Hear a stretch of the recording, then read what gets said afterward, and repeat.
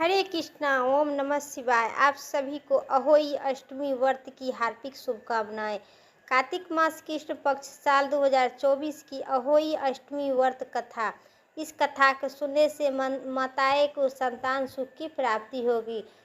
इस साल यह व्रत 24 अक्टूबर 2024 को रखा जाएगा। इसी व्रत में अहोई माता की पूजा की जाती है। इसी दिन महिलाएं अपनी संतान के लिए निर्जला व्रत रखती है और शाम में तारा की छवि देखकर कथा सुनकर व्रत खोलती है। शाम को तारा को छवि कथा सुनकर देख खोलती है। कई जगहों पर तारा निकलने के बाद अहोई माता के पूजा शुरू होती है। पूजन से पहले एक लोटे के जल में जल भरकर उन्हें कलश की तरह स्थापित करें। उस तरह चौकी के कोने पर रखें और फिर पूजा करते हैं। इसके बाद अहोई माता की पूजा करके व्रत के कथा सुननी चाहिए। जैसे माता ने उनकी संतान की रक्षा की, वैसा ही सभी माताएं के संतान के रक्षा करेंगे। बोलिए अहोई माता की जय। अब सुनिए अहोई माता की संपूर्ण कथा। प्राचीन काल में एक साहूकार था जिसके 7 बेटे और एक बहुएं थी। इस साहूकार की बेटी भी थी जो दीपावली में ससुराल से मायके आई थी। दीपावली पर घर को लीपने के लिए सातों बहुएं मिट्टी लाने के लिए जंगल में गई थी तो ननद भी उनके साथ चली गई। दीपावली से पहले कार्तिक मास अष्टमी को सातों बहुएं अपनी इकलौती ननद के साथ जंगल में मिट्टी लाने गए थे। जहाँ से मिट्टी खोद रहे थे वहीं पर साऊ सेठ की मद थी। मिट्टी खोदते समय ननद के हाथ से सेठ की बच्चा मर गया। इससे क्रोध होकर आकर साऊ माता ने ननद से कहा कि अब मैं तेरा कोख भूज दूंगी। तब ननद अपनी सातों भाभी से प्रार्थना की, तुम मैं से कोई मेरे बदले अपनी कोख बंद कर लो। सभी भाभियों ने मना कर दी और लेकिन छोटी भाभी ने सोचने लगी कि अगर मैं कोख को बंद नहीं करूंगी तो सासू जी नाराज हो जाएंगी। ऐसा विचार कर ननद के बदले में छोटी भाभी अपनी कोख बंद कर ली। इसके बाद जब उन्हें जो बच्चा होता था वो 7 दिन बाद मर जाता था। एक दिन साहूकार की स्त्री ने पंडित जी को बुलाकर पूछा, क्यों क्या बात है? मेरी इस बहू की संतान होते 7वें दिन मर क्यों जाता है? पंडित जी से इसे उपाय पूछा, लेकिन पंडित जी ने इस उपाय को जवाब दिए, जैसे कि तुम्हें सातों बहू मिट्टी खोदने गए थे उसी टाइम अहू माता की बच्चा को ये लोग मार दी, गलती से मर गया, लेकिन वही श्राप दिए थे तुम्हारी बेटी को, उसी श्राप से तुम्हारी बेटी बच गई और छोटी बहू को वही श्राप मिला।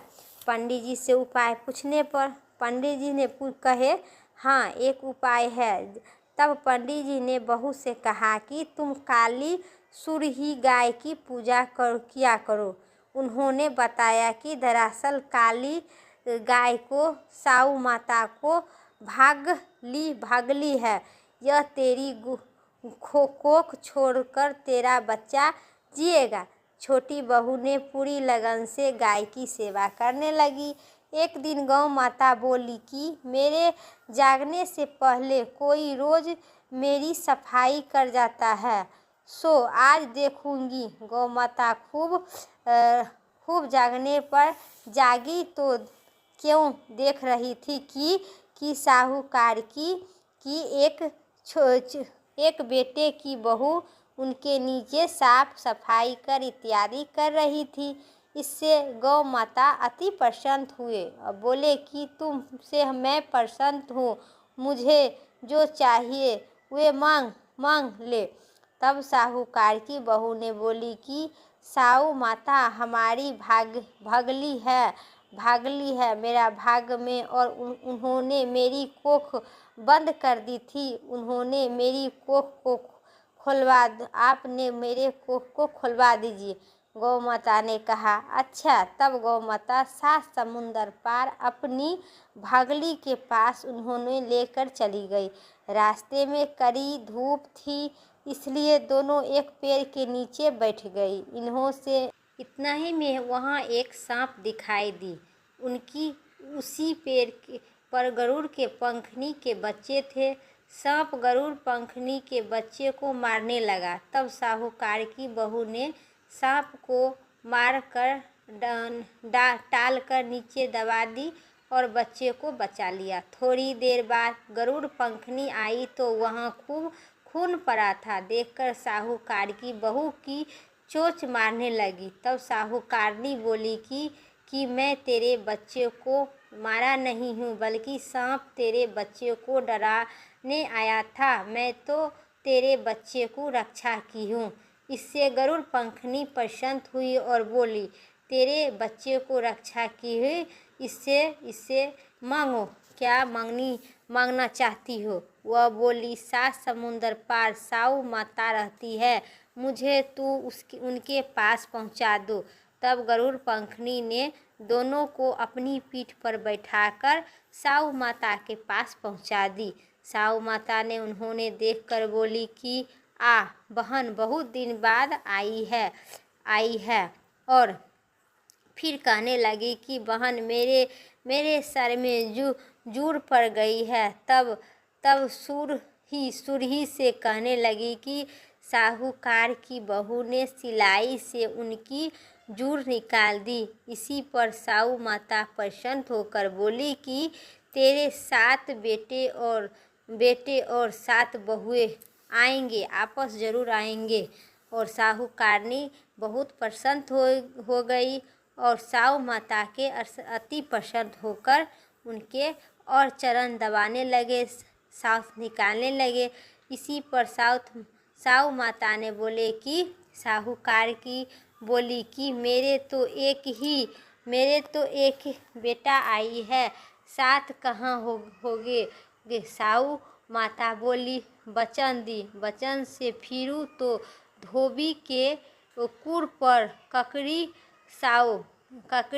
तब साहूकार की बहू बोली, माता बोली कि मेरी कोख तो तुम्हारे पास बंद पड़ी है, जो तेरे घर में मुझे 7 बेटे और 7 बहुओं मिलेगी। तू जाकर उजमान रखना, 7 अहोई बनाकर 7 कड़ाई करना, और वह घर में लोटा पर आई तो देखकर 7 बहुओं, 7 बेटे और 7 बहू को बैठाना, हर्षित से वह खुश होकर लाना। उन्होंने उसी दिन जेठानी आपस में कहने लगी कि जल्दी पूजा कर लो। कहीं छोटी बहू के बच्चा को याद करके रोने लगी। तो फिर काफ़ी देर तक रोने की आवाज़ नहीं आई तो जेठानी ने बच्चे को भेजा। बच्चे ने देखा और आपस आकर कहा कि चाची तो कुछ मान रही है, खूब उजमा हो रहा है।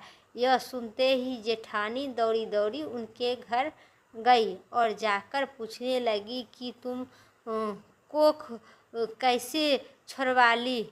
बोली कि तुमने तो कोख बंद नहीं की थी, मैं बांध ली थी। साऊ माता ने कृपा करके मेरे कोख खोल दी।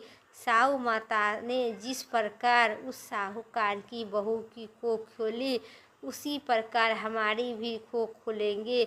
सभी भक्त के माताएं के कोख खुलेगी, सबकी कोख खुलेगी। कहने वाले कथा को हुंकार भरने वाले तथा समस्त परिवार को कोख भरेंगे। संतान सुखमय की प्राप्ति होगी, अखंड सौभाग्यवती की प्राप्ति होगी। इस कथा कार्तिक मास के कृष्ण पक्ष अष्टमी को अहोई अष्टमी के नाम से जानी जाती है। जितना ये भक्त और कहने वाले सुनने वाले जितना हुंकार भरते उन्हें सभी को अहोई माता सुख शांति समृद्धि, संतान सुख की प्राप्ति, संतान सुख की कामना और लास्ट में वैकुंठ धाम की प्राप्ति हुई। अहोई माता की जय। मेरा कथा यहीं तक था। उम्मीद करते हैं कथा पसंद आई तो चैनल पर नए हैं तो लाइक करके सब्सक्राइब करें और कमेंट में जय अहोई माता ज़रूर लिखें।